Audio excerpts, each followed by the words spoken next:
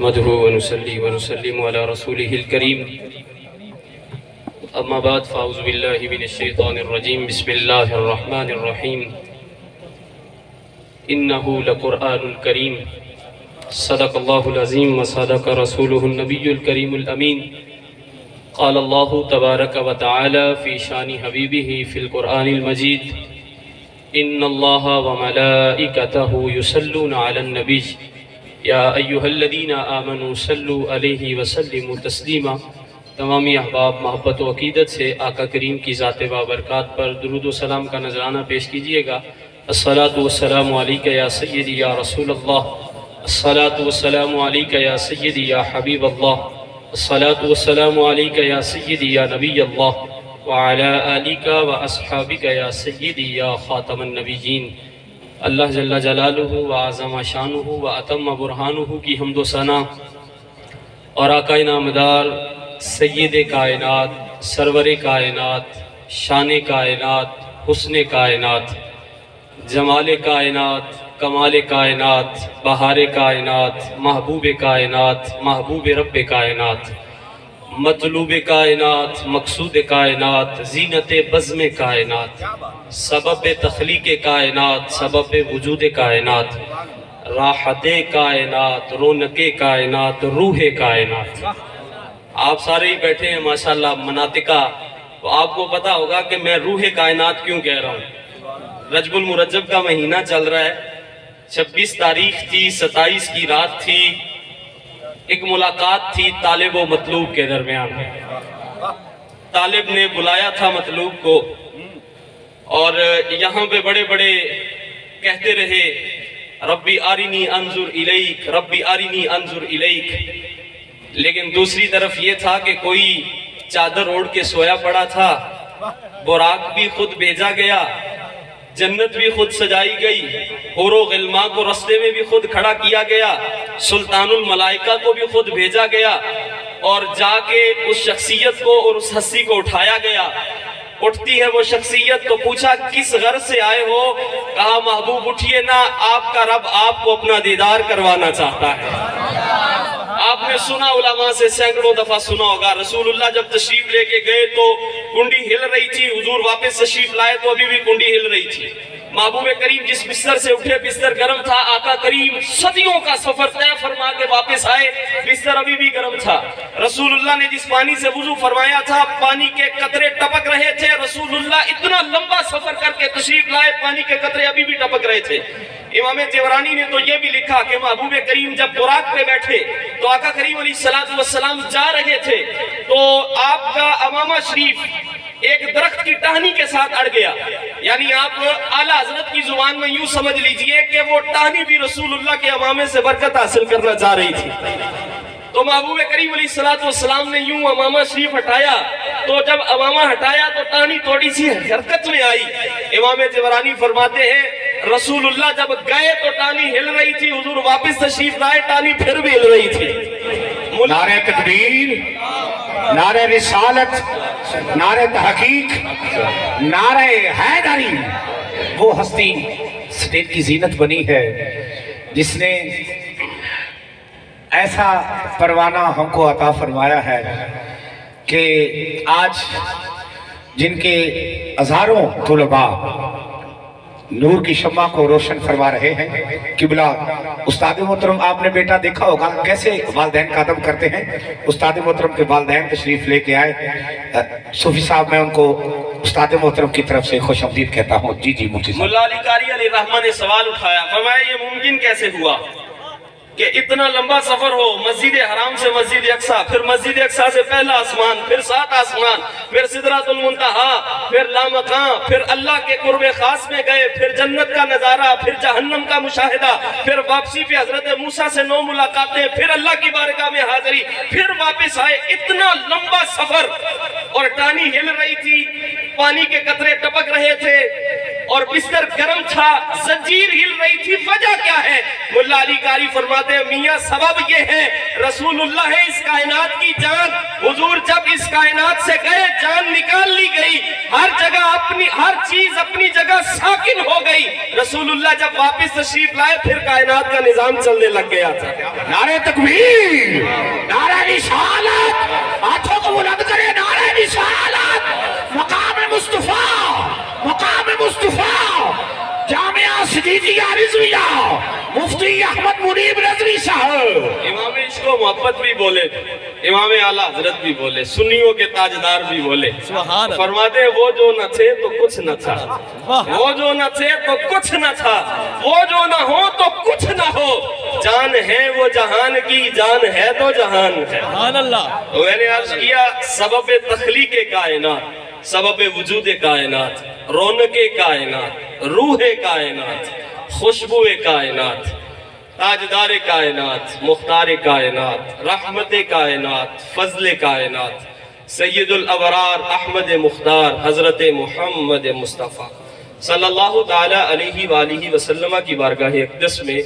दुरूद व सलाम का नजराना पेश करने के बाद मुअज़्ज़ज़ व मुहतशम आली मर्तबत सामईन व नाज़रीन, बिलखसूस सादात किराम व उलमाए ज़ी वक़ार, बिलखसूस सय्यदी सनदी उस्ताजी व उस्ताजुल उलमा शेखुल हदीस व तफसीर रईसुल मुदर्रिसीन हज़रत अल्लामा मौलाना मुफ्ती अहमद मुनीब रिज़वी दामत बरकातुहुमुल आलिया व दीगर अहबाब ज़ी वक़ार, अस्सलामु अलैकुम व रहमतुल्लाहि व बरकातुहू।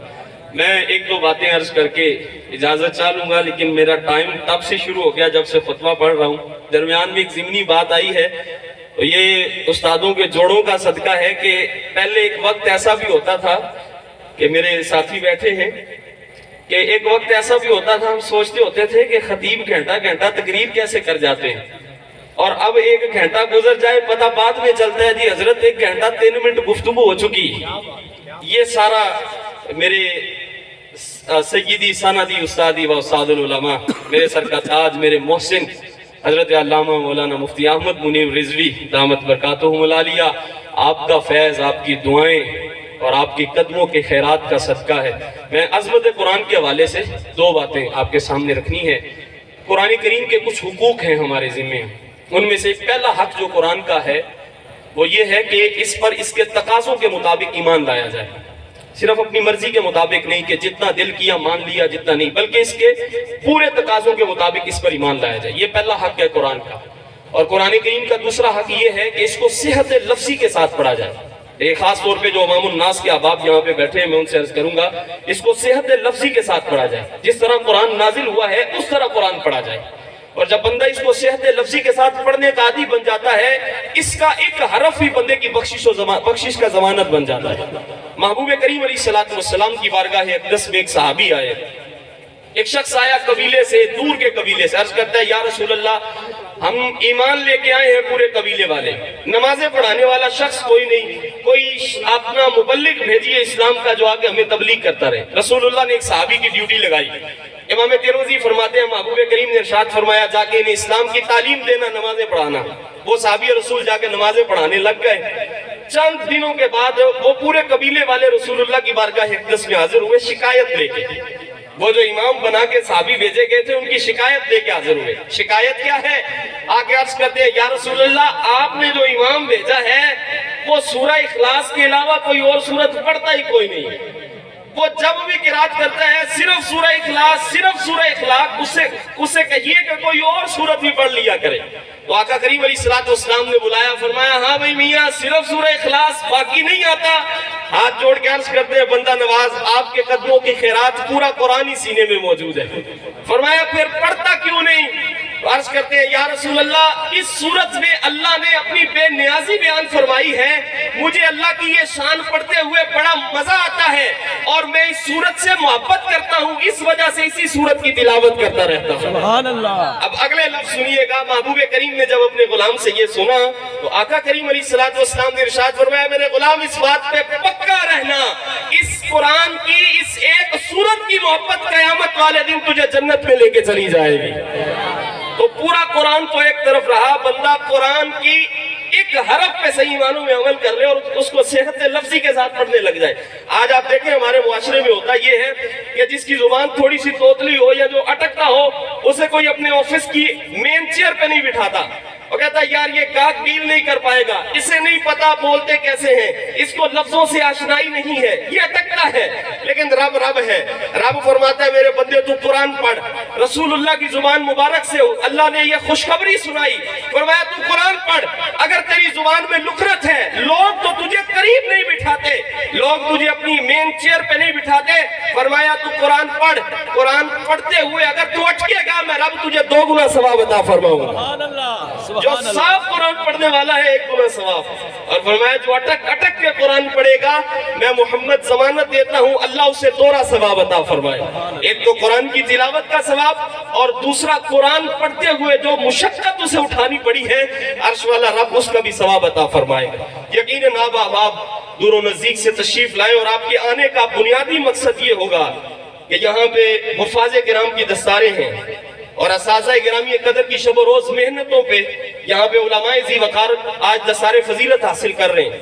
آقا کریم علیہ السلام نے ارشاد فرمایا, حضور نے ارشاد فرمایا میرے صحابہ پتہ ہے میری امت میں سے قیامت کے دن سب سے زیادہ افضل کون ہوگا؟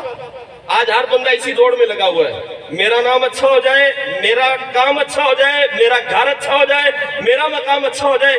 رسول اللہ کی محبوب کریم کی زبان مبارک سے سنیے, حضور فرماتے ہیں کہ پتہ ہے کہ میری امت میں قیامت والے دن سب سے زیادہ افضل کون ہوگا؟ عرض کی یا رسول اللہ ارشاد فرمائیے. فرمایا میں محمد ضمانت دیتا ہوں قیامت والے دن مجھ محمد کی امت میں سے سب سے زیادہ افضل لوگ وہ ہوں گے جو دنیا میں قرآن کی تلاوت کیا کرتے ہوں گے. سبحان اللہ. جو دنیا میں قرآن کی تلاوت. اور اچھا پروٹوکول یہی نہیں ہوگا, بس بات تو یہ بھی بڑی تھی, لیکن حضور ارشاد فرماتے ہیں بات یہاں تک نہیں بلکہ اللہ فرمائے گا جبرائیل اٹھ کھڑا ہو. جبرائیل عرض کریں گے مالک حکم فرمائیے. اللہ فرمائے گا جبرائیل اعلان کر دنیا میں جو قرآن پڑھتے رہے رب کی محبت کی وجہ سے, آج پروٹوکول یہ ہے دنیا میں بن دیکھے پڑھتے تھے, آج میرے سامنے کھڑے ہو کے میری زیارت کر کے قرآن کی تلاوت کرنے لگے. اور اس حدیث مبارکہ بات یہاں تک بھی بڑی تھی. پہلا اعزاز یہ کہ اللہ کے رسول نے امت میں سے افضل لوگوں میں گنوایا. دوسرا اعزاز یہ کہ رب کے سامنے کھڑے ہو کے اللہ کی زیارت کرتے ہوئے قرآن پڑھا جائے گا. لیکن تیسرا اعزاز میرے اور آپ کے پیارے آقا و مولا نے ارشاد فرمایا, اللہ ان لوگوں سے مخاطب ہوگا جو دنیا میں قرآن پڑھا کرتے تھے. اللہ فرمائے گا بندو دنیا میں تمہارے ساتھ جو حسن سلوک کرتے رہے, وہ لوگ جو تمہارے ساتھ صرف قرآن کی محبت کی وجہ سے بھلائی کرتے رہے, وہ لوگ جو تمہیں محبت کی نگاہ سے صرف اس وجہ سے دیکھتے تھے کہ یہ رب کا قرآن پڑھنے والا ہے, حضور ارشاد فرماتے ہیں اللہ ان بندوں کو فرمائے گا بندو جاؤ میدان محشر میں جہاں جہاں وہ بندہ ملے جو دنیا میں قرآن کی وجہ سے تمہیں عزت دیتا رہا, اس کا ہاتھ پکڑو, خود بھی جنت میں چلے جاؤ, اسے بھی جنت میں لے کے چلے جاؤ. علامہ اقبال فرمایا کرتے تھے آ کتاب زندہ قرآن حکیم, آ کتاب زندہ قرآن حکیم, حکمت او لا یزال اصل قدیم. فرمایا کرتے تھے اے اپنے آپ کو بڑھانے والے, اگر تو چاہتا ہے کہ ہمیشہ تیرا نام باقی رہے تو پھر اس حکمت والی کتاب کے ساتھ جڑ جا, کیونکہ یہ کتاب ہمیشہ باقی رہنے والی ہے, اس کا مقام ہمیشہ باقی رہنے والا ہے, اس کے صدقے اللہ تیرا نام بھی ہمیشہ باقی رکھ دے گا. اللہ میری اور آپ کی حاضری اپنی بارگاہ ہے.